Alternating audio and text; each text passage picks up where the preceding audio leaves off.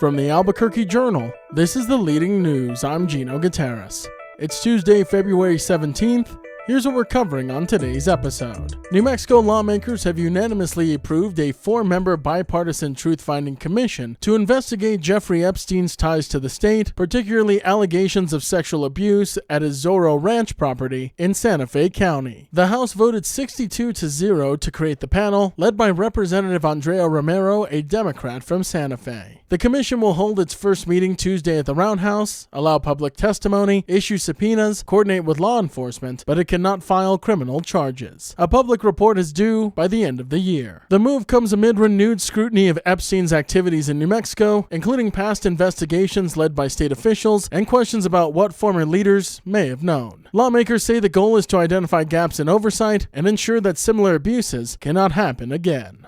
A bill to cap punitive damages in New Mexico's medical malpractice cases is in jeopardy after senators introduced 11 amendments, with more possible just days before the legislative session ends. House Bill 99, which is sponsored by Representative Christine Chandler, a Democrat from Los Alamos, passed the House 66-3 and would cap punitive damages at $1 million for independent doctors, $6 million for locally owned hospitals, and $15 million for large corporate hospitals. Supporters, including Governor Michelle Lujan Grisham, say the changes would make the state more competitive and attract physicians. But during a lengthy Senate Judiciary hearing, Chairman Senator Joseph Cervantes, a Democrat from Las Cruces, and other lawmakers proposed amendments they say address constitutional concerns and fairness issues. Critics argue the bill would limit juries' ability to hold large hospital corporations accountable and reduce medical malpractice claims. With only days left in the 30-day session, lawmakers are racing to decide whether to pass a revised bill or push the debate to a possible special legislative session.